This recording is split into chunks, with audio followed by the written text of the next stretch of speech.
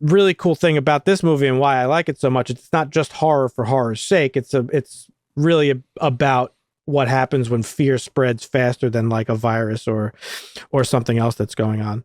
What the hell are we supposed to use, man? Harsh language?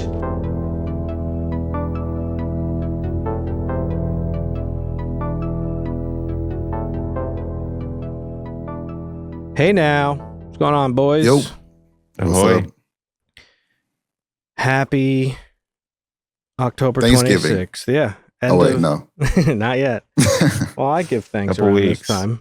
Yeah. Halloween is approaching. This is the last episode of the month, right? Yeah, it is. Sure is. That special time of the month, Make Marvin Watch Day. Mm-hmm. Glorious And day. we got a good one. This was my pick this month, and I chose The Wailing, the 2016 Korean horror film. We'll be talking about that a little bit later. It was Marvin's first time watching it. This is a little bit of a, I don't know if this is this isn't a typical, I don't know, Make Marvin watch, because usually we pick like movies that are like really well known and famous. I don't know if this movie really has that status, but either way. In the horror community, I think it does, but Probably, yeah. definitely not amongst the masses. Like, No. What were you going to say, Dusty? I was going to say maybe not in America, but the international film community, this is... Probably, yeah. So yeah, we got The Wailing. Stay tuned for that. Hope everybody had a good week. You as well. What'd you guys do? What'd you guys get up to this week? Anything good? nothing crazy. Just been watching some stuff. I did watch Marvel Rivals. Marvel Zombies. Oh yeah, how was it? Oh, Good? nice. Oh, it was good. Yeah, it was definitely different. I thought they were going to do the same story as the comic, but it was like completely different. But it was still good. Yeah, I haven't gotten around to that They yet. tied in a bunch of the newer stuff that they've been doing. Not really a spoiler, I guess, but Newer stuff in the MCU, you mean? yeah, like they had like the Ironheart in there, and the I haven't seen that new Avengers or whatever, but they had those characters, and they made Blade look just like Mahershala Ali, so it's like for sure that he was going to play Blade. I don't know if he still is. I don't know if it's even in the works anymore, but he was for sure going to be Blade because they made this Blade look just like him. I hope Like even so. down to the mustache and everything. It looked just like him. That's cool. There's got to be a documentary someday down the road about like why that movie never came out. Like how hard could it be to just make a Blade movie? I don't understand. Right. It's crazy. I actually just Kinda sad. recently saw something about it too. I remember I was going to bring it up to Dusty because, you know, he always like reports on it, but I totally forgot what it was. There's just it was like one of the actors or actresses who were supposed to be in it. And she was like, as far as I know, it's still going on. Like, I don't know. It's just it's really bizarre, honestly, that you just can't make a Blade movie. I don't know. Yeah. Or any movie for that matter. Like, again, I don't know like the inner workings of, I mean, we kind of have an idea since the show, the studio, but I'm sure that's pretty realistic Right. for how it goes down. But like, I don't know. If it was me, it'd be like, yeah, just make the fucking movie, guys. Like, I don't understand. Like, what's the problem? Well, you do that, but then when it's bad, then people like yourself, Dan, will complain like, "Oh, they just put a movie out." And Don't single me out. No thought. They kind of tried that with the Star Wars movies, Dan, and look where we're at in the Star Wars. Yeah, like, see, you hate them. But like, it doesn't have to be bad. That's the whole thing. It's like it's not. But it That- can Sure. be. If they rush it, it can be easily Or if bad, you right? just like, yeah, we're going to green light this for you just because. Yeah, I guess. We have You're a right. couple different writers. We don't even care about the story. Yeah, Just well, make it happen. I Yeah. guess. Yeah. I guess, but I mean that doesn't have to be the case. Is what I'm saying. It's like you could not Shouldn't rush be it the and case. also make it. You know what I mean? Like you could. Yeah, I feel like you could rush absolutely. a thing and still make it good. Like again, I Yeah. don't mean to glaze James Gunn any more than I already have, but like I feel like Superman had a pretty fast turnaround from when he announced it to Yeah, when it came and they out. already got the next one coming out too. Yeah. The next one's already coming out. Like I didn't feel it was rushed at all. I didn't feel like Peacemaker Right. season 2 was rushed. Like I don't feel like anything No. has been rushed so far. Peacemaker. There was a good Yeah, there was. time between those, right? Yeah, Peacemaker 1 and 2. that's cool though. That Marvel Zombies is good. How about you, Dust? Did you watch anything this week? I started watching this show called The Last Frontier. Mm. His dude from Terminator and the Chicago Code, a cop show. I forget his name. It's about a plane crash. Oh, Jason so it's Clarke. got some, it's a federal plane carrying federal prisoners crashes in Alaska, and half of them escape. So it's got like some Prison Break type feel, but also like hunt them down. I don't know. It's interesting. It's got a lot of people in it. That's Pretty the good cast. list of. Yeah, Dominic Cooper's in it. That's cool. Mm-hmm. Nice. Mayor of Kingstown premiered last night. Totally forgot about that. Oh, That the did it season really? The started, show's yeah. still on. Yeah, what do you mean? We just talked about it. Remember I'm the just trailer kidding. came out like 2 weeks? That's his best show, Marvin. Don't put the juju I'm just on kidding. it. Nah. Well, I mean, hey, We can't lose that show. what season is this? 4 or 5. I think it's 4. Oh yeah, No, it's coming to an end, but soon. it's his- Aliens coming soon. it's it's his- Yeah, it's the next prison is gonna be on Mars. next year. Mm. The mayor takes on the Duttons. This guy, they call him the mayor. He's coming for our ranch. Put him in the It's a hole. crossover Take him from to the hell. train station. Yep. Yeah, that'd be an epic crossover. Oh man, they need to bring in Stephen King to get like some crazy cross universe action going on. Dude, it's Yeah. so funny you mentioned that because, we talk about like the Screen Crush and like they're just the most advantageous YouTube channel on the internet. I mean, I guess it's whatever they're doing. They that's what you got to do. You got to play the game. But they did a video this week that was like explaining the Stephen King universe and how everything connects. Because I don't know if you guys know this, but every book he has, every story takes place in the same universe, and his characters Right. often cross over, and there's locations and stuff like that. I just thought it was funny that they did a video on it because they're now catering to an audience that is like very largely unfamiliar with Stephen King. And I think this show, Welcome to Derry, that's premiering tonight, actually, we're recording this on Sunday. I think that show is like they're marketing it to a wider audience of people. Because I've been seeing some stuff pop up on Twitter, and I've had to like step in, get involved. You know what I'm saying? Had to Yeah. Oh no. dip my toe into the. Well, Get people are involved, get active. just so Sometimes you gotta let someone know on Twitter, Dan. sometimes, all the time. No, this show I think is going to be really good from everything I've seen about it, and basically what they're doing. Did you end up reading it, Marvin? I can't remember. I feel like you were going to, or you did. I did not. Okay. I did start it, I think, but no, either way, I didn't finish it. No. Well, the book is broken up with interludes where they go into the past of Derry and talks about how every 30 years when it comes back to feed, it's usually marked by like this really tragic event in Derry happening, whether it be like a brutal murder, or there was one case with the factory explosion during the Easter egg hunt. They hinted at that in the first movie. Oh wow. There's the famous story of the Black Spot, which was a social club for black airmen in the military stationed at Derry. Okay. This season is about that, the Black Spot. It's like that's like the central storyline, and they're doing 3 seasons, and each one is going back in the past. I posted a video in the Discord. You guys probably ignored it because you hate me, but Andy Muschietti was talking about how they had plans for a prequel movie that evolved into a show because there was just too much they wanted to tell. So each season Thank is going to go God. back in time. Just clap. I just want to clap for that real quick. Giving something a series when it's due because you can't squeeze it into a fucking movie. Yeah. Yes. So each season is going back in time a little bit, exploring one of these moments in Derry. Basically, the overarching story is the origin of it in Derry. Well, anyway, in the book, one of its personalities, one of its identities is Bob Gray. And it's like pretty ambiguous and so I saw a conversation on Twitter where people were like, "Oh, I can't wait to find out about Bob Gray and who that person was and like why it took its identity." And people are talking about how like the clown was like a real clown in a circus, that it just took that person's identity. And I had to step in and I was like, no. You guys are just not knowing anything accurate at all. Because that is not the case. It is a shapeshifter, as you know, And generally it becomes what that person's biggest fear is. That's because what it feeds on is fear. Right. And Pennywise, its easiest victims are children because they're weak and they're easily afraid.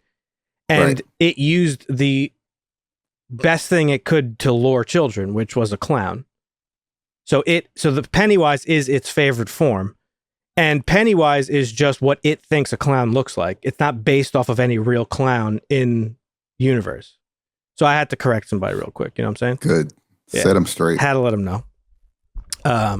Anyhow, there is the It universe. So yes, maybe we'll get some like Dutton crossover where Rip has to fight Pennywise. We'll see. No, I'm excited for this show. It comes out tonight. Big fan. I actually watched. Oh, it comes out tonight. Yeah, first episode. I'm gonna watch this with C for sure. I actually watched chapter 1 and 2 of the movies this week to prepare for it. Those movies are so good. Very well done. They're bangers, yeah. I still like the Such original. a good refresh or reboot or whatever you want to call it. Yeah, I mean, I don't even consider that. It's just another interpretation of the book. I still like the original TV movie with, that's very nostalgic. And I think profoundly scary. I think that TV series with Tim Curry is very, very scary for being a TV movie. I agree. I don't know if the movies are scary. I mean, they're scary to me because I just have like this lifelong fear of Pennywise. Lifelong. I do. No, yeah, for real, lifelong. Did I ever tell you guys that? I'm sure I have. No, I heard the spiders. We know about the spiders. Everybody knows about the spiders. My aunt is a very big Stephen King fan. That's how I got into Stephen King. I grew up in the same house with her. She lived in the house, and she used to like, I used to always be like, "Oh, what are you reading?" And she used to talk about it. And when I was like, I don't know, right around the time when the TV movie came out, it must have been around 8 or 9 or something like that. She was rereading it, and she had read me a chapter of it out loud. She was like reading it to me, and I remember vividly like sitting on her bed, just like shivering in fear. Damn. It was this in the book. It's a scene when Richie actually sees Pennywise for the first time in the school basement, and he takes the form of a werewolf. Oh shit! And yeah. So then the TV movie had come out, and she was like, "Oh, hey, remember that thing I just read you? They have a movie. You want to watch it?" I was like, "Yeah, all right." And back in those days, you tape stuff on TV. It was a TV movie. So I guess the point where her tape was like the promo leading into it. And the promo was that scene with Pennywise in the grave, like taunting Bill, and where he hisses and goes, ah, and shows his up teeth. And that image is just burned into my brain. That's like the first thing I saw of it. And I was just, forget it. It's over. I've literally been scared of Pennywise my whole life. Always in the back of my mind. Like I'm just checking behind me. Is this coming for me now? Finally?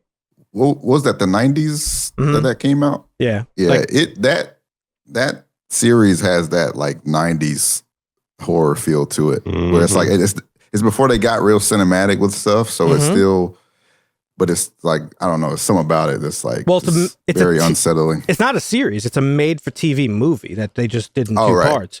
So that's right. Yeah. They don't even do that anymore.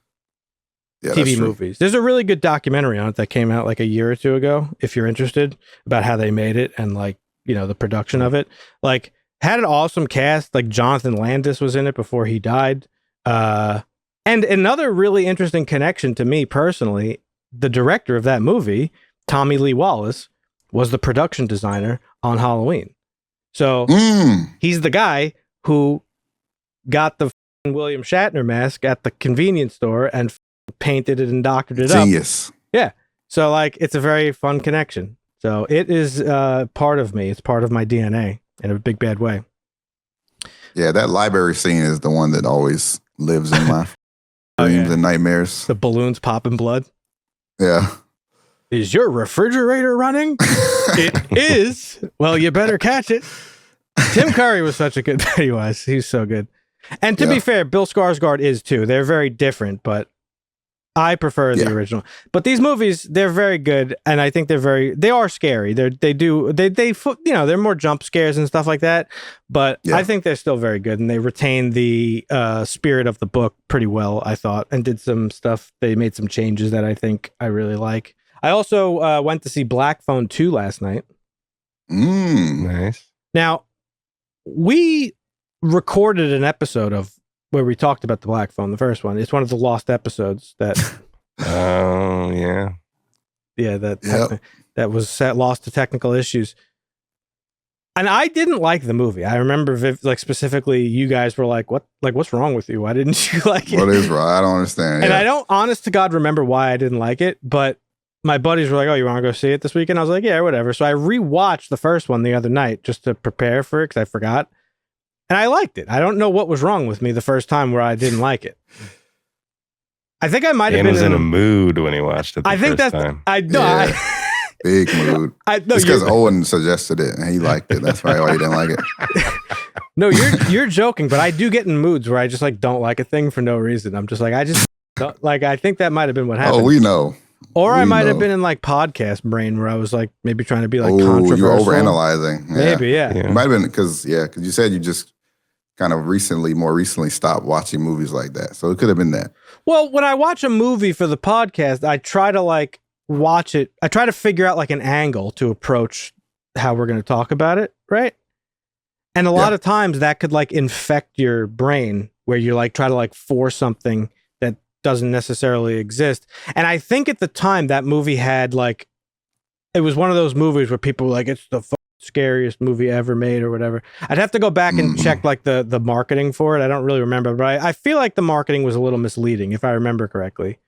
You were on a bit of an arc back then too, as like every horror movie that was coming out was touted as like the best horror movie of decades, and we just kept getting disappointed by it though. So yeah, if I had to guess, I think that might have been the case, and I was just like annoyed that like we're being overly harsh. But I think it's a good movie, the first one.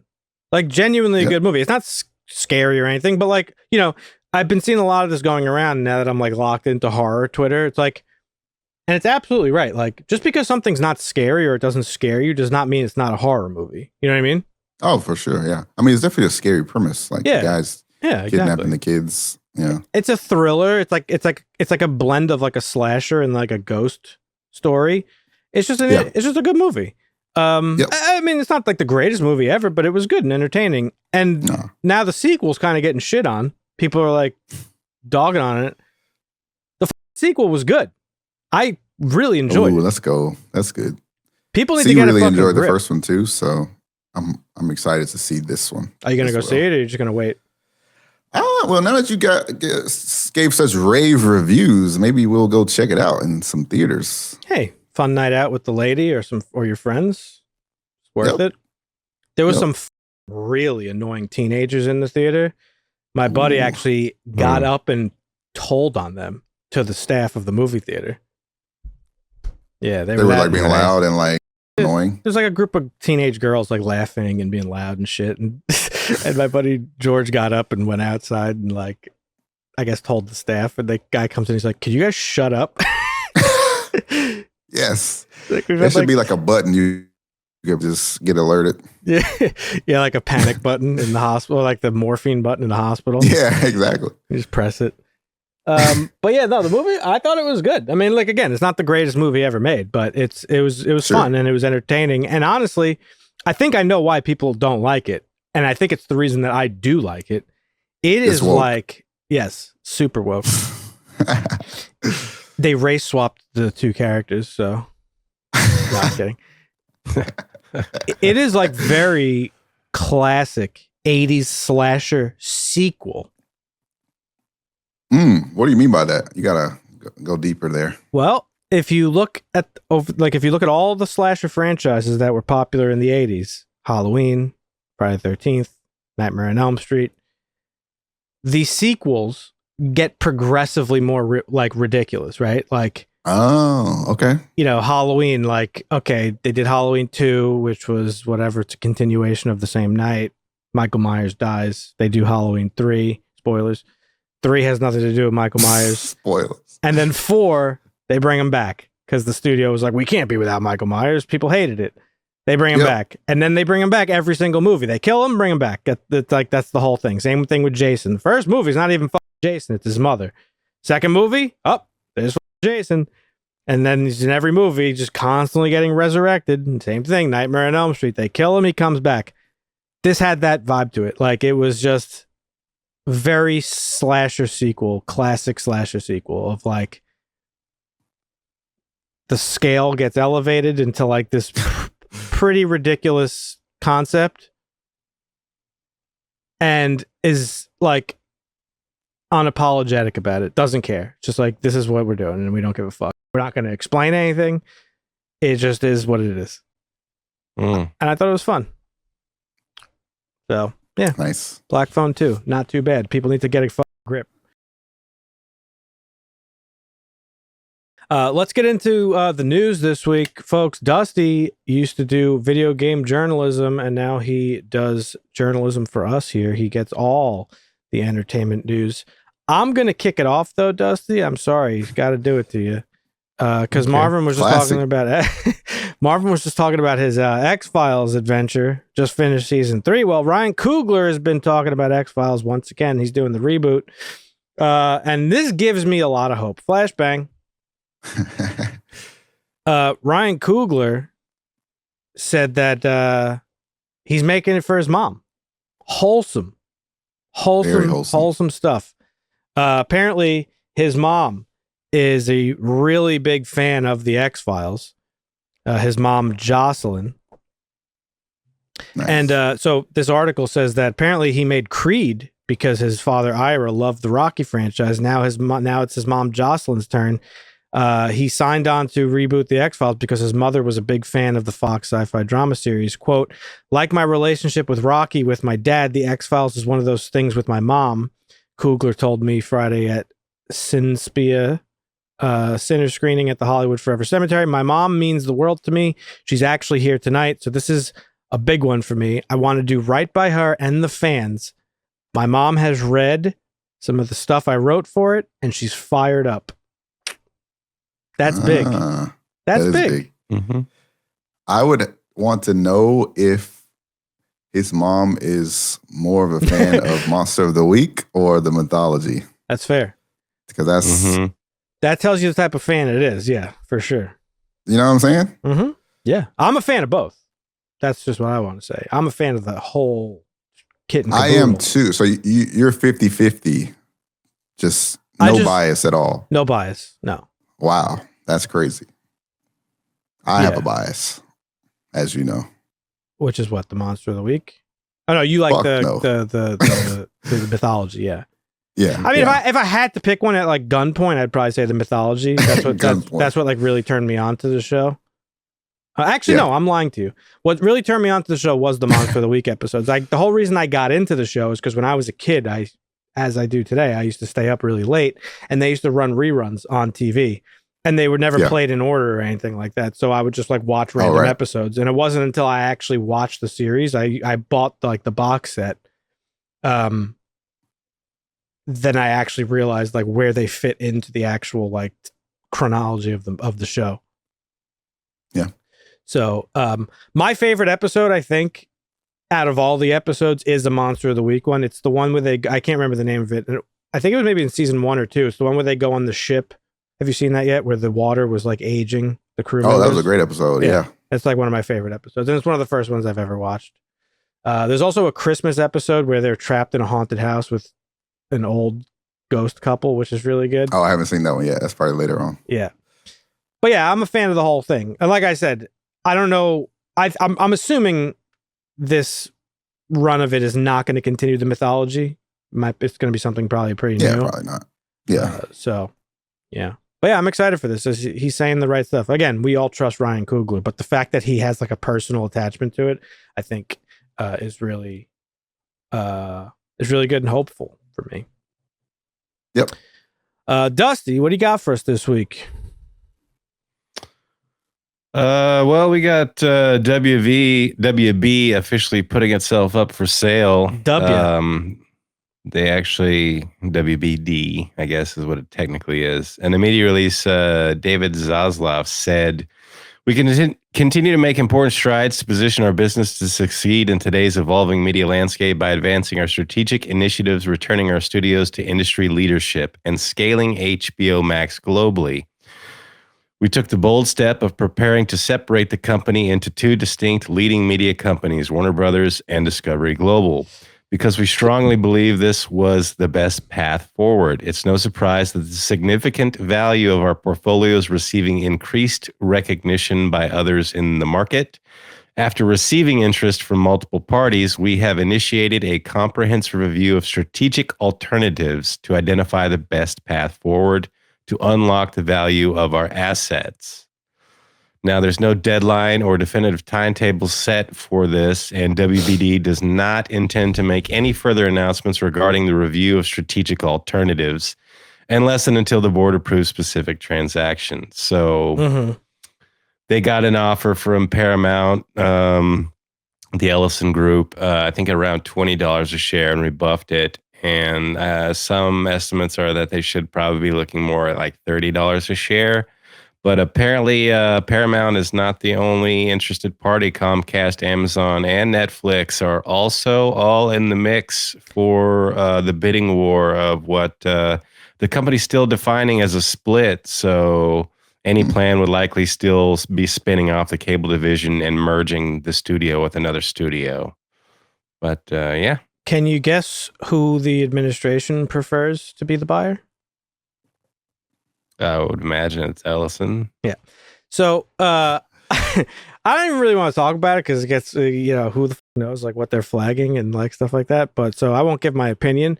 But for anybody watching or listening, if you want to just know for yourself, look up the Ellisons and all the stuff they own and determine for yourself if it's good that one person owns literally every media conglomerate on earth at this point. But well, there's definitely some antitrust issues to be resolved, and then there's the whole CNN thing and DOJ approving it and Trump and all that good stuff. So yeah, it's been all over the news this week. HBO first, I mean, funny enough, through the midst of all of this, is that they announced that they're increasing the price of Max, which is the funniest part about it all.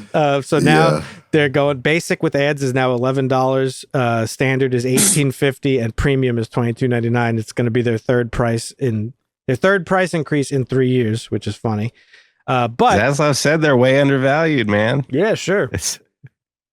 With ads, you're paying $11. Right. That's crazy. So initially, Warner Brothers rejected Paramount's bid to buy them 3 times, right? Paramount apparently said David Zaslav could stay as CEO, and apparently the latest offer was 80% cash.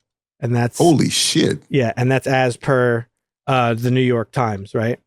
So they are desperate to buy Warner Brothers. Yeah. Which makes you wonder why. 80% cash. That has to be unheard of. Yes. For a deal like this. As Dusty just said, Zaslav then reportedly told employees that Apple and Amazon are interested in purchasing the company. Apparently, employees think that Comcast and Netflix are the next front runners after Paramount. Paramount did the 3 bids, all been turned down by Zaslav. And Warner Brothers Discovery plans to ask bidders to sign NDAs so that it can share sensitive financial information as soon as this week, officially kicking off an auction. So, auction, holy shit! Yeah, like why is Warner Brothers so sought after? Like I know they have like a huge stable of properties and stuff like that, but is that can't be the only reason? No, their IP is worth billions. I mean, the company itself is listed at $45 billion, and the company trying to buy Paramount is only worth 19 or 20, so they're swinging up. But it's the value of the business over the long term. It's worth billions of dollars. You're going to take millions of dollars in losses every year, but you're going to be making billions. So and the plot thickens even further. The apparently the Writers Guild of America plans to block Paramount from buying Warner Brothers, saying combining them would be a disaster. There's obviously more quotes, but like you said, there's a lot of parties involved that don't think that this needs to happen, and I'm one of them. I agree. And the plot thickens even further. I just mentioned, so I made a joke about it, but officially, the Trump administration favors Paramount buying Warner Brothers.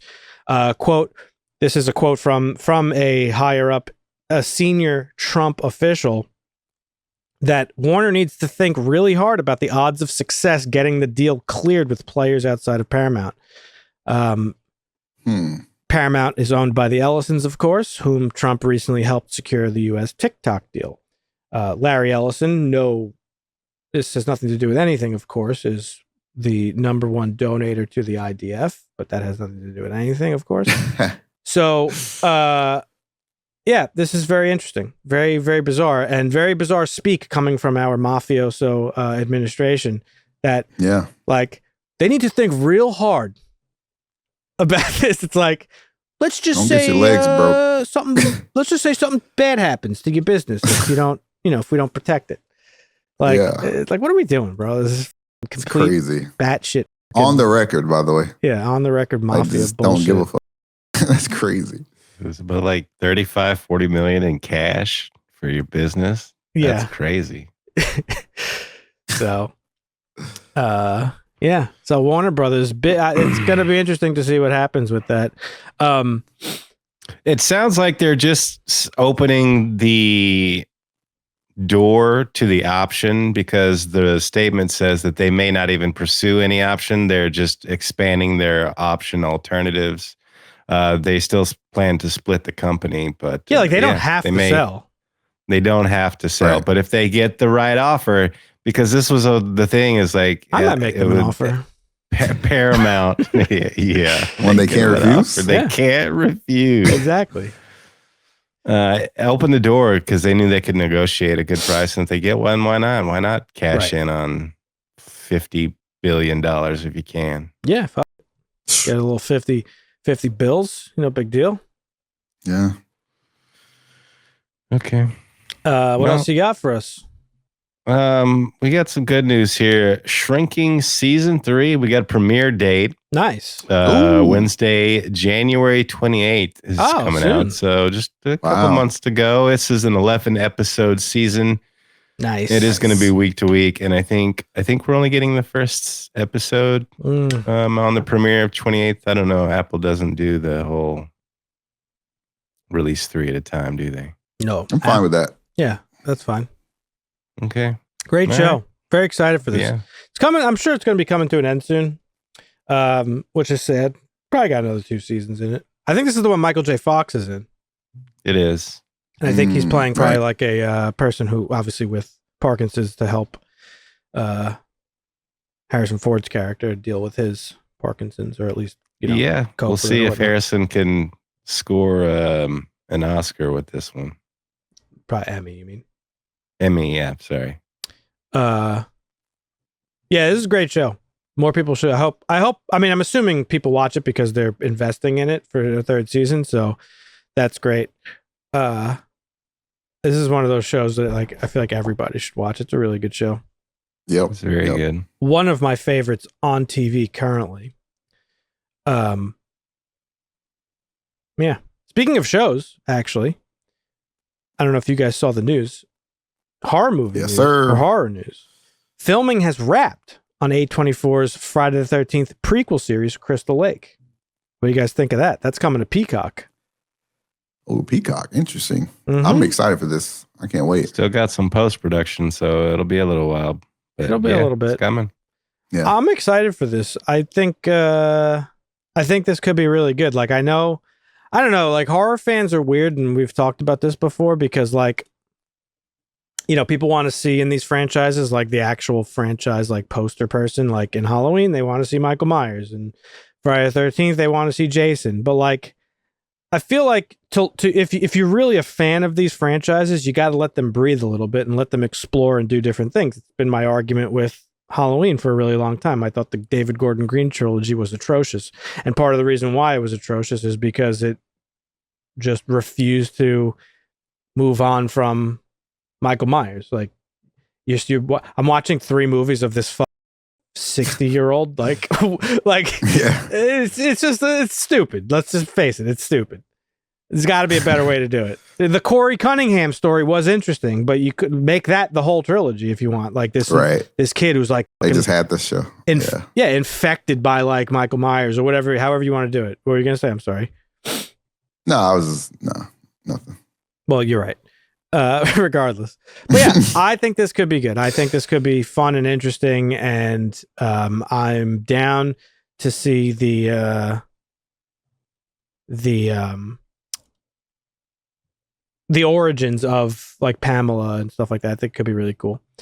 So Yeah, expounding on the lore, that's what true fans should always like. mhm. You shouldn't just be a fan of the star player. Like, don't just be a fan of LeBron, right? Like, exactly, be a fan of the whole stick team. with the team. Yeah. That is crazy that in sports there are people that like are just fans of the Nope, are you player. leaving? I'm going over there with him. Yeah, they that's do that wild. It's crazy. Also, in show news, the Marvin, you're gonna be excited about this. The Sopranos creator, David Chase, is developing a new limited series. It's called Project MK Ultra, and it is about none other than the CIA's MK Ultra psychedelic program, which conducted deadly mind control experiments on subjects during the Cold War. Yeah. This sounds like it could be a banger. Yeah, I posted this in our chat. So this one I've seen. This is Marvin's news, not mine. I am very excited about that one. Yeah. So a lot of good shows to look forward to. It's exciting. It sucks that It they're is. spread Just space across. them out a little bit. Yeah, but it also sucks that they're spread across like so many different streaming platforms. No, there's no secret here. We've talked about it before. It's just like it sucks for people who, like they don't have access to everything. You know what I'm saying? Yeah. You see Barbara's just laughing hysterically at all the dummies out there. They don't know what they're missing. Oh man. Yep. Gotta wake up, folks. That's all I'm saying. Do some little Googles. Use your Googles. Get woke. What else you got for us, Dusty? Well, we got to talk about Jared Leto. Oh God, do we have to? We're gonna go over for a minute here. Tron Ares flopped at the box office. No surprise there. 33.5 million, I believe. That's lower than the opening gross of Tron Legacy 15 years ago. But apparently that's par for the course with Leto now as a lead actor. He's not doing so hot. Several agents who spoke to The Wrap said studios are no longer banking on the star and indicated his time leading franchises or big budget films is over. Damn. I didn't even the know two it started. projects. The two projects he previously had on his upcoming docket, the Barry Levinson JFK thriller Assassination and Lunatic Heist from Soul co-director Kemp Powers, are no longer moving forward. And the role he does have coming up, he's got a supporting role where he's basically unrecognizable as he plays Skeletor in Amazon MGM's Master of the Universe. But he was in a couple of movies early on in his career, and then his band took off. Was it 30 Seconds to Mars? Yeah. People like to shit on him like he's a bad actor. He's not. He's just in bad movies. Yeah, his band took off, and then he was in award-winning Dallas Buyers Club. Yeah, he catapulted him too. But if you go back to that article and you look at the movie choices he's made since then, like there's a graph. Oh, I know. Scroll down just a little bit there. He's not doing well. Like $30 million movies or less is what he's being put in. So not looking good. Nobody's Yikes. not good. Not his fault though. It's not his fault. Good. It's not his fault. It's I don't Not his think. fault. I mean, It's his fault I that don't he's know. choosing these movies, but he's not the reason why the movies are not performing well. Maybe he is. I don't know. Yeah, Maybe people I'm sure see his it. performance is good. Maybe people see a Jared Leto movie and are like, "Fuck that! I ain't going." have you watched Morbius yet, Dan? No, I'll never watch that. You'd have to strap me to a fucking chair like what's his name from Clockwork Orange to watch that shit. Never happening. Yeah, that's fair. But yeah, it sucks because whatever. I saw some people who saw it. They were like, "Yeah, it was pretty good." I don't know. Can't please everybody, but you also can't be making. That is the movies. truth. Yeah, I mean, but poor Jared. But maybe Leto. he'll revive his career like RDJ did Maybe for different reasons, but you never know. Maybe. He'll come back strong. I think he's being unfairly judged. The man won an Oscar. Let's come on. He did.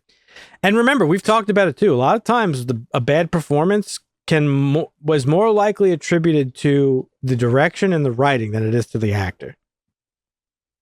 So that's all I'm saying. Fair enough. Consider That's fair that, enough. folks, before you shit on an actor. And I was True. told that by an actor. So Well, he was From deeply source. involved in the Tron project, to my understanding. So Yeah. I don't That's think he the was thing just you an gotta actor. No, that's the thing you got to steer clear of is when people get involved and they're like, I'm such a huge fan of this thing and I want to do it right. It's almost never good. So, You were just praising Ryan Coogler for wanting to do that. well, he's a good filmmaker. When it's some random nobody who's like the people who made The Witcher and they come in and they're like, yeah, no, we really like the source material. It's like, do you? Doesn't seem like it. Right. Yeah.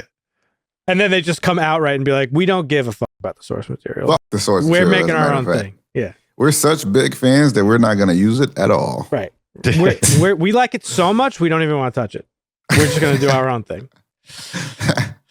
Yeah. Speaking of Ryan Coogler, looks like you got some Ryan Coogler stuff here. No, it's the same article. It's Is just it? the source article. Yeah. Oh, thanks, Dan. Oh, wait. Yeah. Wait, this was part of your news? Uh-huh. Oh, why did you say something? Classic. Why'd you let me jump ahead? Why did could've- you say that? You were already doing it. It's fine. You Dan. could have just been like, oh, I have this. Just wait a minute. He says that as he's That's all right. stomping on your toes, literally stomping on your feet. I didn't see it. Sorry, I didn't know you were doing this. The only thing I'll add is Coogler laughed and quipped when he said, I can neither confirm nor deny when he was asked about the cast, specifically potential lead Daniel Deadweiler and former stars Gillian Anderson and David Duchovny. So he won't comment on those. But yeah. Also, The Sinners is being released for Halloween, October 30th to November 5th in IMAX theaters. So That's if you guys cool. want to go back to the theater and watch it again, you can.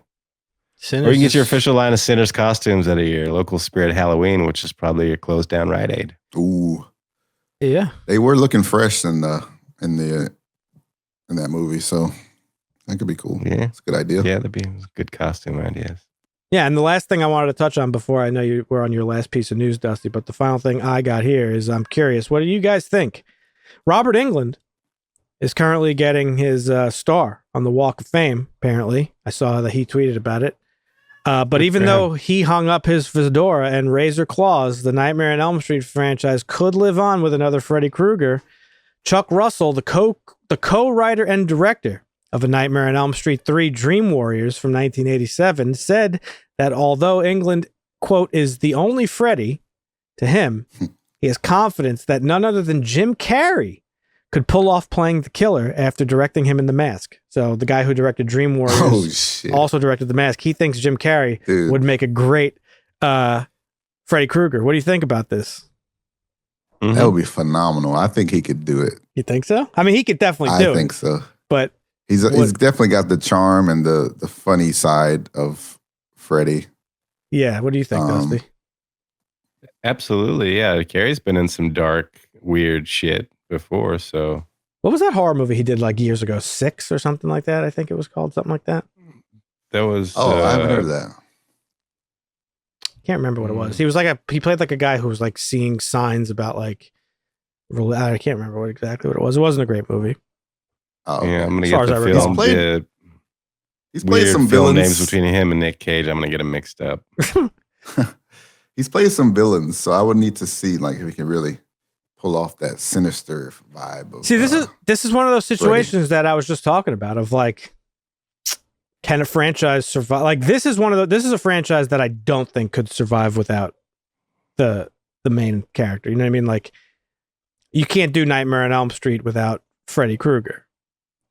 Then the question becomes, can you do Correct. Freddy Krueger without Robert Englund, who is Freddy Krueger to many Sure. people? And it's been tried once before. yeah. Was not good. I don't think the performance was bad. The movie was just bad. Oh, see, that's just that. They got Rorschach to play him. Oh, Jackie Earle Haley. he seems like a good fit. Is that his name? Jackie Earle Haley? Or is that the kid from Sixth Sense? No, I was right. Yeah, Jackie Earle Haley played him. You remember him, Marvin, from Yeah, Rorschach. Yeah, Yeah. From Watchmen. and also Little Fucking Children. Legend. Oh yeah. So he played Freddy That's right. Krueger. I don't think his performance was bad as Freddy, but the movie was pretty bad. He's a Right. great actor, but that just begs the question: can somebody as iconic as Robert Englund be replaced? answer is no. But that's not going to stop them from Hollywood. making those franchise movies going forward. So, like, who do you For get? sure. Jim Carrey, this is just a fun little speculatory thing. I don't think he would, this isn't saying he's doing it or whatever, but Right. would he be good in the role? Probably. I think so. He probably would be. Yeah. They would probably want someone younger, though. If they're going to start doing them again, they would want probably someone younger so they could keep doing them for 10 years. Yeah. I see what he's talking about, though, with the mask, though. Like, he's got that cartoonish, like, eccentric vibe. Yeah. Yeah. For sure. Yeah, I don't think that's the first time he's said that in an interview because I remember hearing about this, a while back. Nice. Comparing Carrey and the Mask to... All right, well, keep your eyes open, folks. Maybe we'll get a Jim Carrey Nightmare on Elm Street soon. Alrighty. Alrighty then. That is like a Freddy line, though, right? Like, isn't it? I can see it. That's so funny. All right, Dusty, what else you got for us?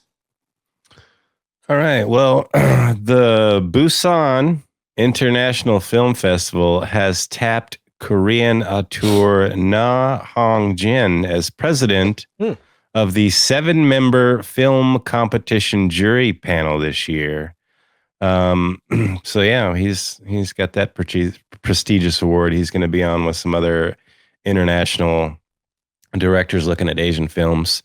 Okay. But we got a first look at his new project, Hope, the largely Korean language film with an international cast as well. This is a sci-fi action thriller set in the remote village of Hope Harbor near the heavily fortified DMZ. When a tiger is suspected to have appeared and local police chief Bumsack, I don't know how you say that, so that's what I'm going to say. Damn. All right. When he's alerted, it throws the community into chaos. What begins as a local emergency soon spirals into deeper, more terrifying mystery, one that forces the town's residents to confront the unknown. Now, this is a little bit of a spoiler. Taylor Russell, Cameron Britton, Alicia Vikander, and Michael Fassbender are starring. They are in the roles of the film's alien characters. Ooh, okay. Oh, shit. Spoiler. So this is his first project since his 2016 box office hit and Cannes entry, The Wailing, and is slated for a summer 2026 release date. Wow, this is his first movie since then, huh?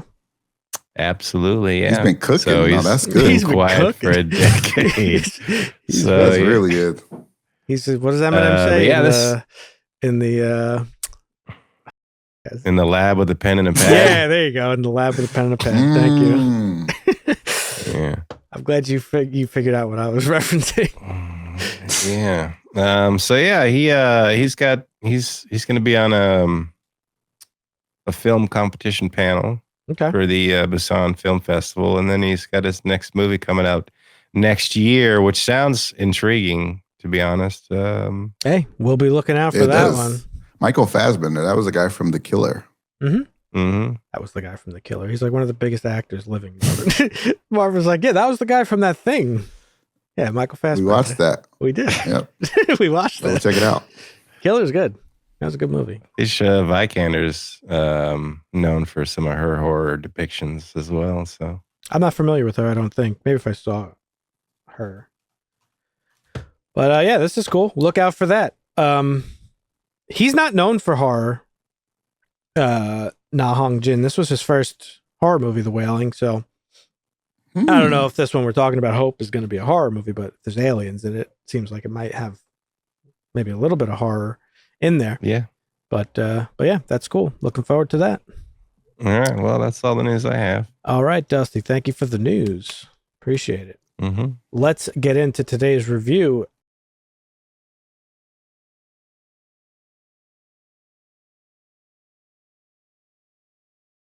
Folks, once a month, Dusty and I take turns picking a movie that we think Marvin should see that he hasn't seen. And he hasn't seen anything. So we got a lot of work. You can't say that anymore. I've seen a lot of stuff now. All right. We've been doing this for what? 3 some years stuff. or some shit. He's seen some stuff now. But Yeah. this month, because it's spooky month, Halloween is a couple days away. I chose one of my favorite horror movies, The Wailing, from 2016. So before COVID ever happened, The Wailing showed us what a real outbreak of fear looks like. It starts with a mysterious illness and then spirals into paranoia, superstition, and pure social collapse. Every rumor makes things worse. Every answer contradicts itself. And by the end, no one knows who to trust. It's one of the most unsettling portraits of mass hysteria I've ever seen. And that's why I chose it for Marvin to watch. So Wailing came out in 2016, but like I just said, watching it today actually does feel like it predicted everything that would follow in the COVID era. It's about a village gripped by fear, misinformation, and sickness that nobody could explain. And the deeper it goes, the less anyone can tell what's real. And really cool thing about this movie and why I like it so much, it's not just horror for horror's sake. It's really about what happens when fear spreads faster than like a virus or something else that's going on.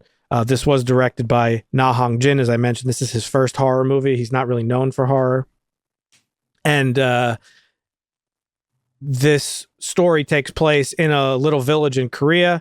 And soon after a stranger arrives in this village, this mysterious sickness starts spreading. And our main character, a policeman, is sort of drawn into the incident, and he's sort of forced to deal with the mystery in order to save his daughter, who is afflicted with this virus. The previous movies that Na Hong-jin has directed, The Chaser and The Yellow Sea, by the way, I haven't seen either of those, and I'd be interested to go and watch them. I actually added The Chaser to my list after watching this, so I'm going to definitely be watching that pretty soon. Nice. So I guess you enjoyed this movie, Marvin. Why don't you kick us off? Yeah, no, I thought it was good. The tension was certainly there, and I felt pretty invested throughout. You know, this movie actually had strong memories of a murder vibes at the beginning, mostly. That was mostly just like an initial thought I had, though. I think the whole movie carries that. They definitely, I mean, the influence is definitely there, right? Like the mixing of comedy and horror throughout that, and then like the personalities of the two cops. There's some other stuff too. So like they funny. definitely got super influenced from Memories of Murder. 100%. But it quickly became his own thing as the movie progressed. So yeah, I thought it was really good. This movie's so funny. There's like so many funny moments, specifically when he like hits him over the head with the bottle. Oh my God. Dude, that was so funny. Very funny movie. I think it's like, there must be like a Korean, I haven't seen like a ton of Korean movies, but it seems like it's like a style that they have. The few that I've seen, I agree. Especially, at least like the comedy horror mixing thing is like very prevalent, at least in the couple I've seen. And Memories of Murder isn't really a horror movie, but it is creepy. Like it has horror elements to it, which is, again, what makes it so great. We watched Memories of Murder not too long ago, Marvin's first time watching it. If you want to check it out, I'll put a link in the video or some shit. But yeah, Dusty, what about you? Have you seen this before, or is this your first time? No, I had seen this before. It's been a while. I don't know if I saw it right before COVID or around COVID, but that's probably around the time that I saw this one. Interesting. But yeah, it's a great movie. Well directed, well written, well acted. Yeah, I don't know if it's just that the levity goes well with horror, I think, because if you're watching like a horror thriller mystery and it's all just tight strings, edge of your seat the whole time, it's not that enjoyable. I mean, I guess it is for some people. Horror and comedy goes hand in hand. And very much so. They use a lot of the same, I would say, methods and tools in terms of like writing and filmmaking to deliver the thing, right? Like a punchline is almost exactly scaring an audience member, right? Making somebody laugh is the same as making somebody jump and like be freaked out. You know what I mean? Right. Yeah. Yeah, horror comedies are my favorite genre, and I wouldn't even classify this one as one, even though it was, like you said, it was very funny. But there's just funny moments and interactions between the characters. Yeah, the way the story progresses, you think you're going one direction, and then you think you're going another direction, and then at the end, it's revealed that Totally different. You didn't really know anything at all, or And you maybe still you kind of did, don't but by the end, you really. were wrong. Yeah, But we'll talk about You that. don't. Yeah. The police officer at the center of our story, Jong-gu. I don't know if I pronounced that right. He's torn between like superstition and reason, and this mounting fear that he has for his daughter, which is really the central tension point of the movie, is that his daughter is getting progressively worse. But this movie has themes of like paranoia and like faith and xenophobia and really just the collapse of trust. And Dusty, it's interesting that you happened to watch it around the time of COVID, because I actually saw this when it came out and I never even made the connection like in my head after COVID had happened. But like, it's like such a sort of like prediction of what happens in a situation like this. Obviously it's a smaller scale, but the hysteria and like the confusion and the distrust of everything, and it's pretty wild how a movie that came out 4 years prior sort of not predicted that to happen. Yeah. Right. sure. And this isn't just a supernatural horror. I don't think the horror of this movie is in the supernatural elements. It's the sociological, analysis of sort of what happens when no one knows really what's true anymore. And I think a lot of this movie hinges on the performances. I thought the actors in this did a really great job. And I think that's they also were amazing. Yeah. Yeah, and it's their interactions with each other. That's why I think you feel like it has a similar feel to another one of the many reasons it has a similar feel to Memories of Murder, because the police officers interacting with each other is very similar. Like they kind of like Very similar. Yeah. bust balls and whatever. Yeah. And it was other stuff like the shaman showing up is like basically like the smart detective showing up. Yeah. And it's like the same thing. And at first I was like, okay, when they first showed the other ghost woman giving him hints, I'm like, oh, this is like the kid giving them hints and Memories of Murder. I'm like, there's a lot of similarities here. Yeah. Made a lot of those connections. That's cool. I didn't even catch that one. What I think is cool about the main character is his how he goes from like being like a bumbling idiot pretty much to what he amounts to at the end, which is like this dude just like completely crumbling under fear and paranoia about his daughter and like what's going on with her and all this stuff.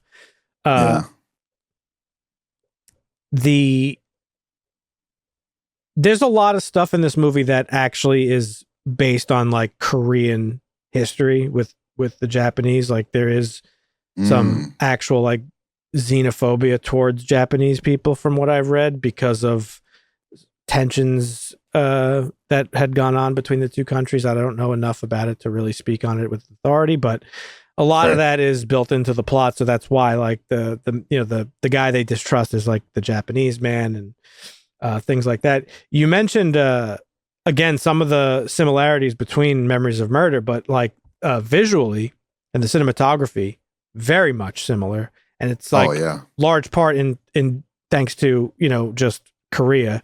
Sweet, beautiful like, Korean countryside. Yeah, I want to go. If a movie is gonna be in a small, if it's a Korean movie in a small Korean town, it's probably just gonna be a banger. That's what I've learned. Probably. What was I gonna say?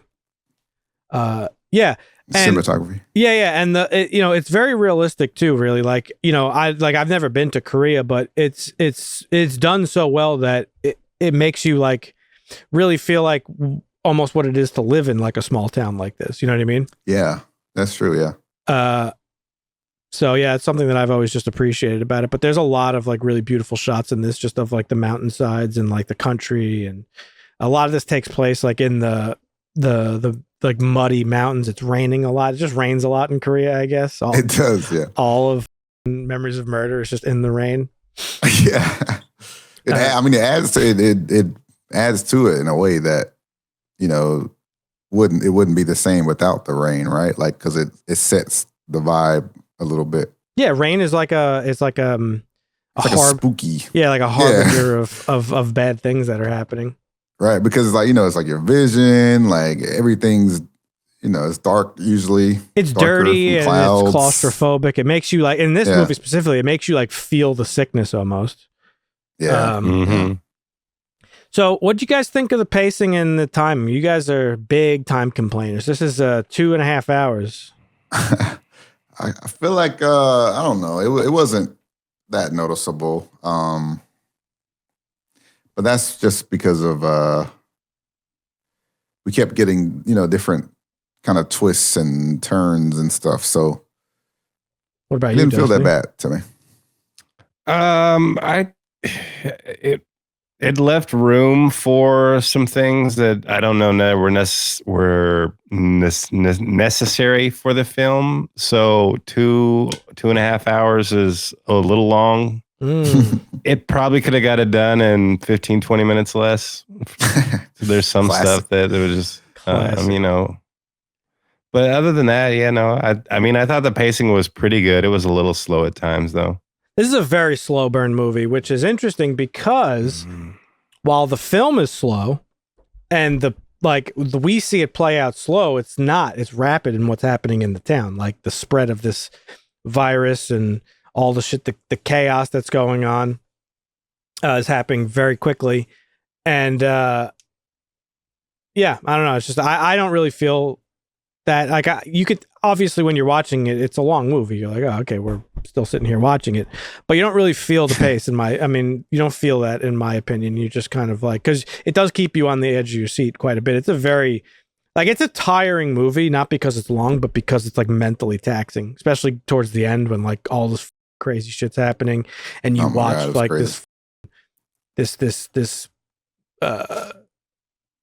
seance or whatever the fuck he's doing that's just like loud and in your head for 20 minutes straight. Like it's a tiring movie, but not because of the length. But this movie has that's one of its main, I think, strengths is how patient it is and how it does start to trickle out like what's going on, the stuff with his daughter. Like I don't know. It's like a very anxiety-inducing movie, in my opinion. Do you guys? Yeah, I agree. Did you guys feel that too? For sure. Every revelation was like, oh, how could it even get any worse? It's insane. The movie, it did a really good job of misleading the audience as well as the characters. Like, I was so confused. I had typed up a bunch of questions, but they were mostly all answered by the end, so I removed them. Okay. I do have one question, but we'll probably discuss it, so I'll save that one. Okay. What was I going to say? Yeah, the stuff with his daughter, like, I don't know, you just like really feel it. Like you feel like, I guess his position in it, right? Like, cause he, like you said that, it's confusing. It's a confusing plot, which it is. It's meant to be confusing because they're meant confused. To be, You're confused. Yeah. You don't know who to trust. You don't know what's true, what's not. I'm glad that comes across because I don't know, like I feel like sometimes like when you're reading subtitles, it's hard to, I guess, maybe interpret some of those things, but it's pretty clear and obvious in this movie. I don't think it. Yeah, I think it was pretty clear. The only thing that they just cleared up later by the end of it, and I was like, no way, it was that all along, which is like, it's the old man first, and then they're like, oh wait, no, it's the woman in white. And then you feel like, oh no, it was actually the old man all along. Before I knew it was the old man all along, I was like, I don't like this. This it felt like kind of forced how obvious, or like how obviously they made the old man seem. With like, he raped a woman, why did he have all these pictures, all this weird stuff? It's gotta be him.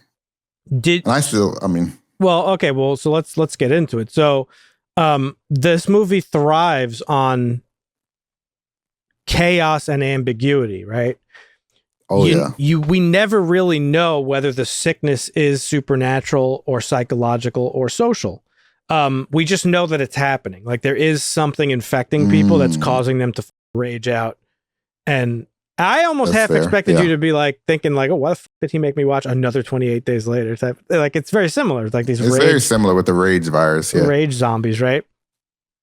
I I lean more on the supernatural side for sure. But I see what you're saying. Like it's like a virus-induced like psychosis Right. or whatever. It deliberately traps both us and the character in that uncertainty and that fog of doubt because you just don't know what's going on. And like bringing it back to like COVID, remember when COVID started happening and just like the whirlwind of misinformation and speculation and fear. And even today, we still don't know. People are still afraid of the vaccine. People are still don't think the vaccine was good, or people do think it was good and they argue with each other 4 or 5 years later. Like it's just, it's a craziness. And that is a weakness of, I guess, the human psyche, like how we turn to,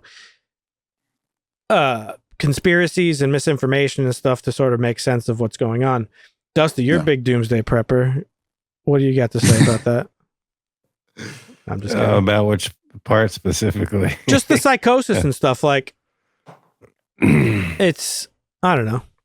I mean, it's crazy. I think the film does a pretty good job. I think we, the audience, are kind of, I mean, I was led to believe it's more supernatural than anything. When you put a rake in a dude's head, and even in most zombie movies, you'd think, like, well, that did it. He's dead. And he turns around and he's like, no, I'm still not done. You're fair. Like, okay, well, this is a little wild, but yeah. I mean, I don't know. I think people panic when we're afraid of what we don't understand, and there's so much we don't understand. So when you introduce like something like this into that mix, it magnifies our fears of everything else. So yeah, it's a great storytelling crutch. And where used well here. A very layered movie too, where that, you know, turns into, they use xenophobia and you know, he weaponizes like that cultural tension in this, but we saw that in real life too, of the xenophobia of like, oh, Chinese people brought our president was calling it the China virus. Like, give me a fucking break. So like, you know, you have China. The Other, as we've talked about in many movies, most recently 28 years later, is always, you know, scarier and deadlier than the actual thing in the, you know, the story, whether it's the zombies or the disease or the virus or whatever. It's always the unknown, and the thing that is the thing that we fear the most. But finally, the other layer of this movie is the collapse of faith. These are obviously, it's a very religious culture, not just religious, but also like what I don't know what you would call folklore. It's not religion, but they believe in shamans and these what do they call that? What not it's not a seance. I can't think of the word. Dance that he did. What is that? It was like a death ceremony or was ceremony, whatever, ritual, ritual. Yes, they believe in this stuff, and that's what these characters sort of represent. That, you know, there's the demon, and then there's the woman in white who may or may not be the village protector. Yeah, right. And these are all part of like the folklore here. But there is the character of the priest, who is consulted at one point. He becomes one of the bigger characters. There's the shaman, there's prophets. And in the movie, every belief system actually fails him in the end, because each one of them are all contradicting each other.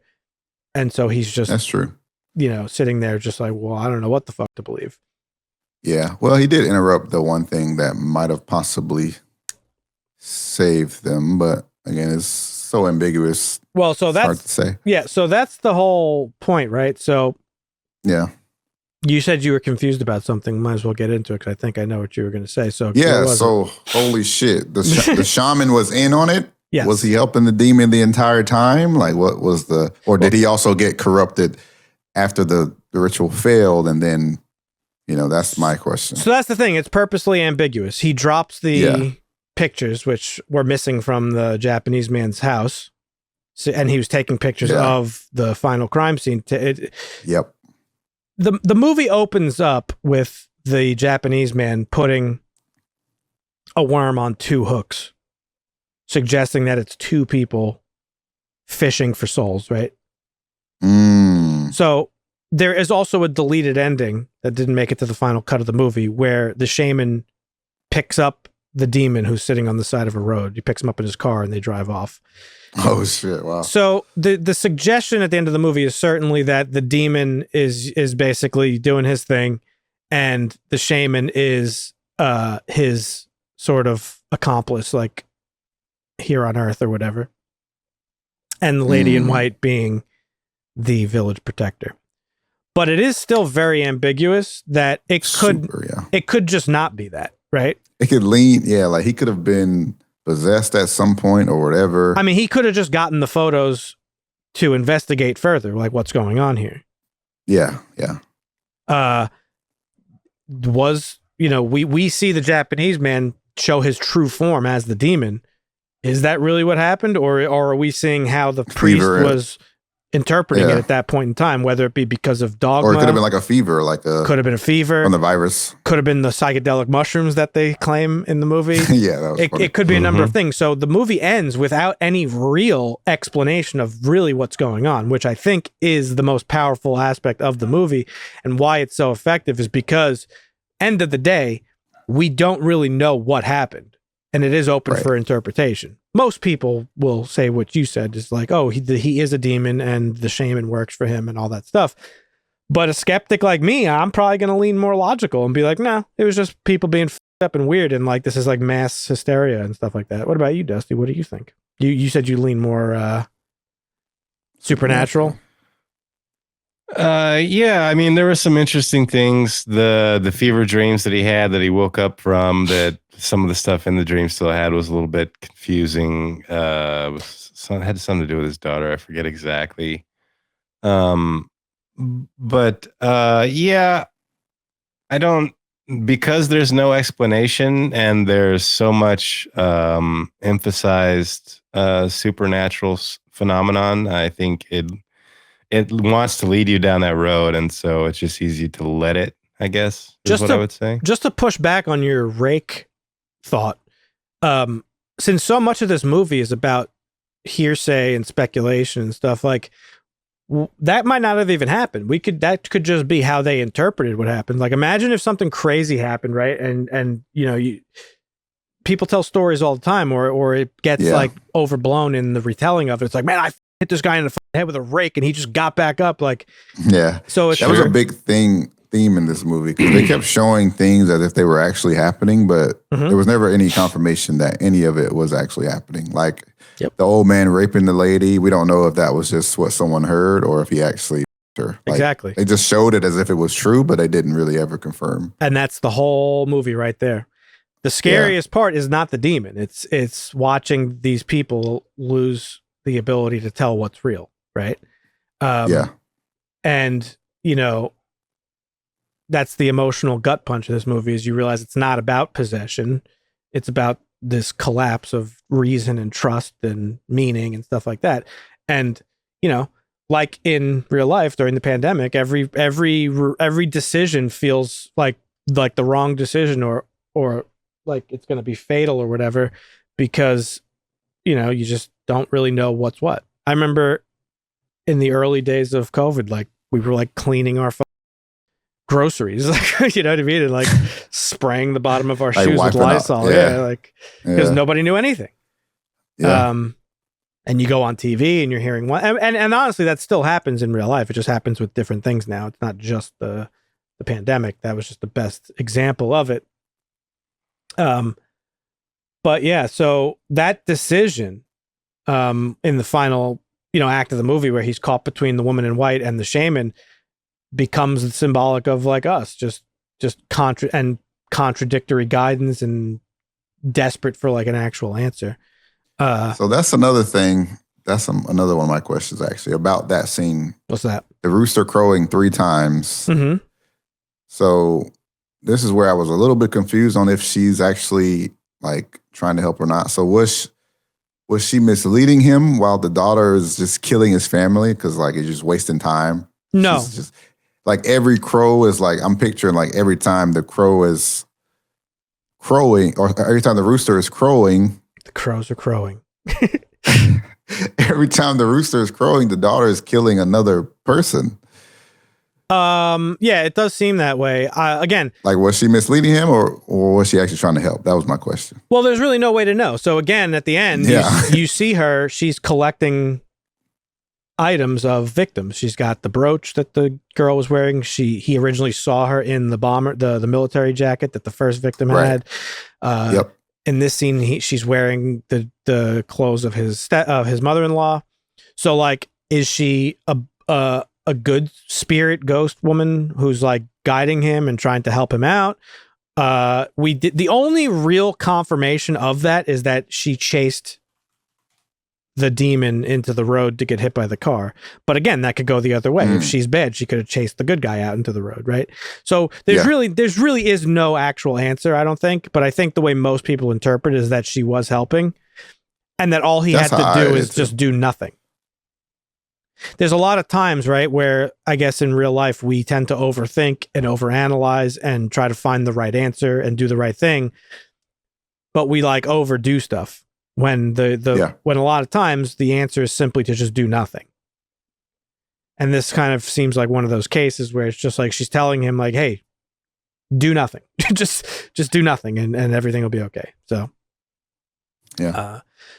And I also find it a little bit bizarre that, like, you know, the shaman would just be wrong and be like, I was wrong. It's not him. It's her. You know what I mean? Yeah. Yeah. There was actually a interesting post about, even though he violently throws up in her presence. Yeah. There was an interesting post about her and why she had their belongings. Mm-hmm. So they said that she was supposed to be like some type of patron deity of the village. Yeah. Like a guardian. Korean mythology.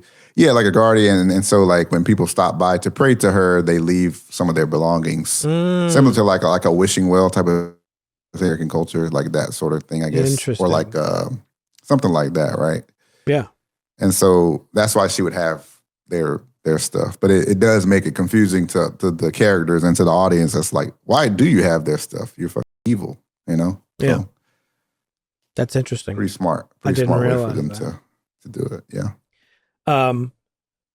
But yeah, so this movie to me stands as like one of the most, I think, haunting movies that I've ever seen, just because of how it deals with, like, again, the collapse of like the human psyche and all that stuff that we rely on as a society. We rely on trust and all this like common trust and stuff like that. And it sucks when you lose that. And it happened to be a prophetic example of what was to come a couple of years later, not about the disease, but, you know, about the emotional contagion, so to speak, right? Yeah. Misinformation, paranoia, moral panic, all that stuff. Zooming out, this movie shares DNA with a lot of other movies. The Thing, The Mist, The Last of Us, you know, you talked about. Obviously, it's very obvious, you know, comparisons to Memories of Murder. Yeah. And a lot of that is just, they're just stories about like fear and isolation and stuff like that. But yeah, overall, I love this movie a lot. I think it's really good. It's got a lot of rewatchability in it. Even though I'd seen it before, I was like just as thrilled this time around watching it. And this is one of the, like, you know me, I love ambiguity thanks to John Carpenter and Halloween. And I think this movie executes it like perfectly. Like it's you don't need this is one of those movies where you don't need an answer. You don't you don't need to know really what was going on at the end of the day, because at the end of the day, people were dying. He did die. His daughter did kill everybody. Like, you know what I mean? Yeah. Yep. So any final thoughts for you, Dusty? Yeah, no, I agree with you. It's got some rewatchability. Very good film. I think I also agree with you on the ambiguity. There's some things where you have some like frustrating questions while you're watching it, but once the movie's over, like you've kind of forgotten those. Like I know Marvin went back and deleted some of his because they were answered and they really didn't need to be answered, but it kind of like the going back to the whole roosters crowing. Dusty gripes incoming. No, not a gripe at all. Oh, like okay. so she tells him, she's basically like, you got to wait till the rooster crows for the third time. If you don't, your whole family's going to be wiped out. And he doesn't wait, and he gets wiped out probably by the time the rooster crowed, but the rest of his family's already wiped out. So would they have not been wiped? Would they have still been alive if he had waited for the third rooster crow? Or would he be the only one to survive because he didn't go? And after the rooster crowed the third time, her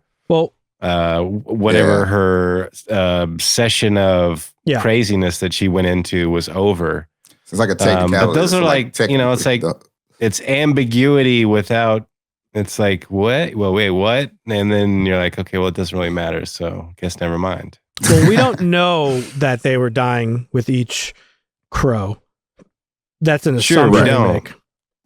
But we do know that they were already dead when he got there. So while they were crowing, they were being murdered.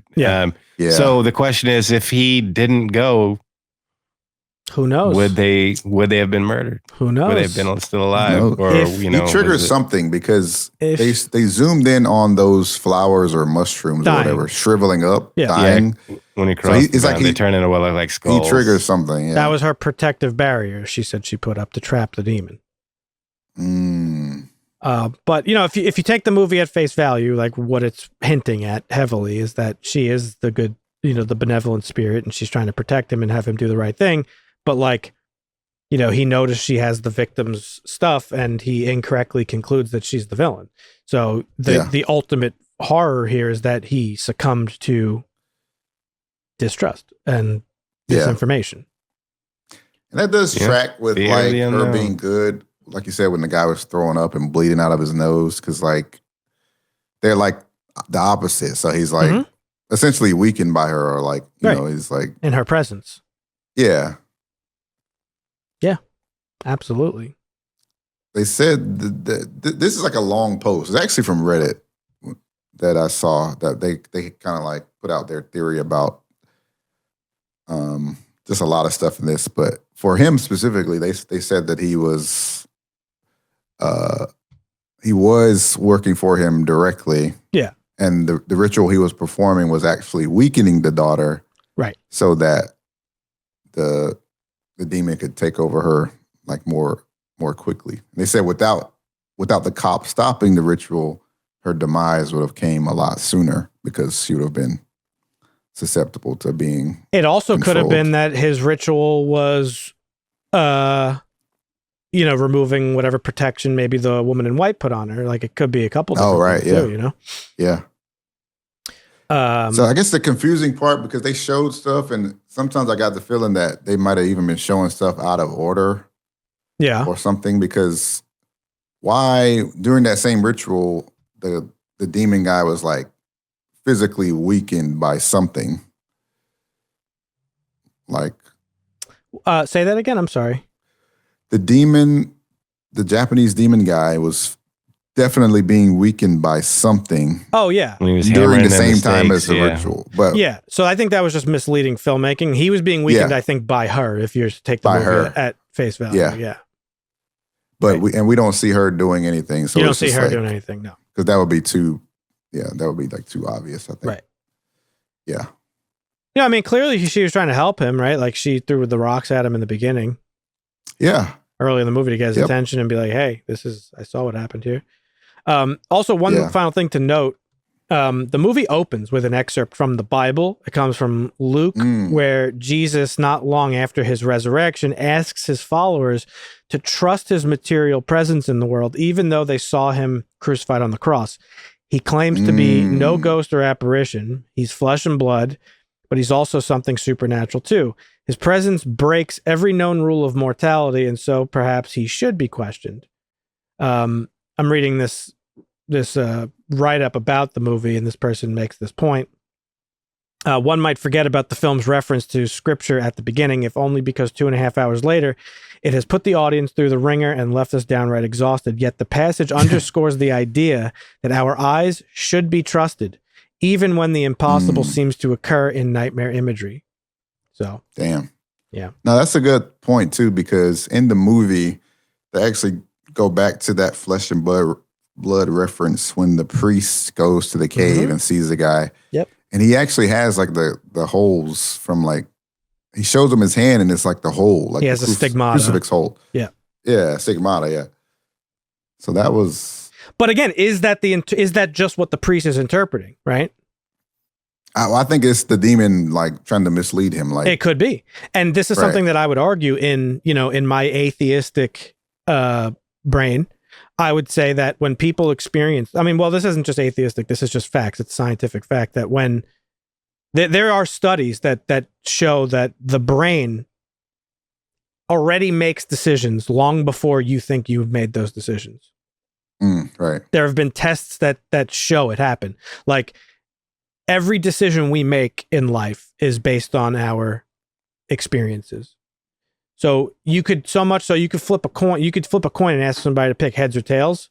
This study shows that the brain has already chosen heads or tails before the person is even conscious of their decision. Okay. So what am I even talking about? Why does that matter? Well, the same goes for our belief systems when it comes to like the belief in ghosts or aliens or religion. It's all based on your experiences. And for instance, if you see lights in the sky, right? Weird lights that can't be explained, 90% of people are automatically going to be like, oh, it's a UFO. Mm-hmm. Well, why? Because they are pre-programmed to think that way because UFOs are so pervasive in our culture. If you hear a weird noise in the other room, first thought is, oh, it's a ghost. Or maybe not. Maybe that's not the first thought, but like intruder. That's not the, so that's generally the case. So in this movie, the priest he's a priest. He's devoted his life to religion and all this stuff. Of course he thinks the guy's a demon. Of course he's thinking. So what we're seeing that we see him as a physical demon might just be the interpretation of the priest. We don't know. Right. And there's the old saying of like, seeing isn't believing, believing is seeing. Well, I think it's the opposite. I think seeing is believing. If I don't see something in front of me, I'm not going to believe you. Sorry. That's just how I am. I agree. You know what I mean? Yeah. Like, oh, well, that's where faith comes in. It's like, no, that's ridiculous. I'm not just going to blindly believe, like structure my entire life around something that I don't know is true. That's so stupid to me. And that's not just with religion, that's with anything. So I think that's really the central point of this movie is that, like, unfortunately this guy was corrupted by a lot of misinformation and like all sorts of shit chirping in his ear. But, I think that's the whole point, right?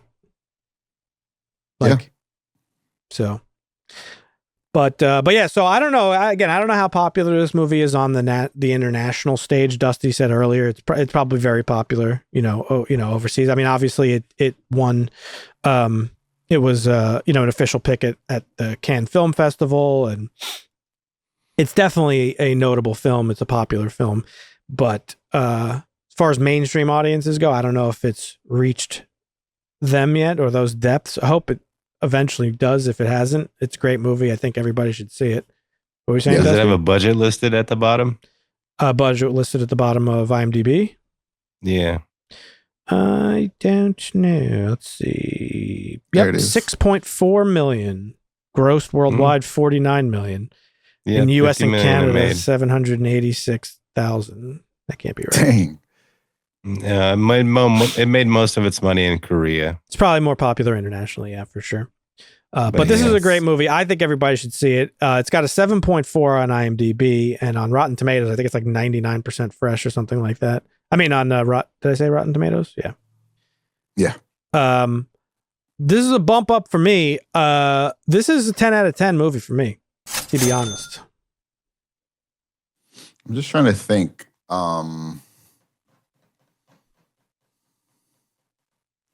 If I had any issues with this movie, I don't think so. I feel like I said, at first I did before, but they wasn't over yet. So once I got to the end, no issues for me either. It's a 10. Big. Okay. Dusty? I'll give it an 8. It gets a little bump from me. Like I said, I had a couple issues. Some of the scenes just felt a little slow and long and drawn out and didn't need to be 2.5 hours. But other than that, it's a great movie. I recommend it for sure. Fair enough. I could see where this movie would be frustrating for people. A lot of people don't like ambiguity. They want answers, right? And this movie is obviously the antithesis of that. And again, this is something we talk about a lot, especially with horror movies. Horror movies tend to lean towards ambiguity a lot of the time. But in some movies, it does feel like a cop-out, where it's just like, we couldn't figure out where to go with this, so. Yeah, it can. You figure it out for yourself. Feel like that. This wasn't one of those movies. No. I feel like they lean into that because ambiguity is also scary when you don't the whole story. know for certain. And that's the whole point. Yeah, so. Exactly. But yeah, I'm glad you liked it, Marvin. We have a good track record of Marvin liking shit that we've made him watch, so. That's true. We're going strong. That is very true. Folks, leave a comment down below if you have seen The Wailing. Let us know what you think about it. If you haven't, check it out. We all recommend it. Very good movie. If you are okay with reading subtitles. Definitely don't watch a dubbed version. That's crazy. That'd be crazy. Ooh, no, that'd be disgusting. Mm-hmm. You should go to jail if you do It's that. probably worse. Definitely. I've never watched a dubbed thing that I thought was good, ever. Facts. Besides some animes. I don't watch anime, so I can't say. There's some decent dubbed martial arts films out there. That's fair. Ah, that's fair. Folks, we do this once a week.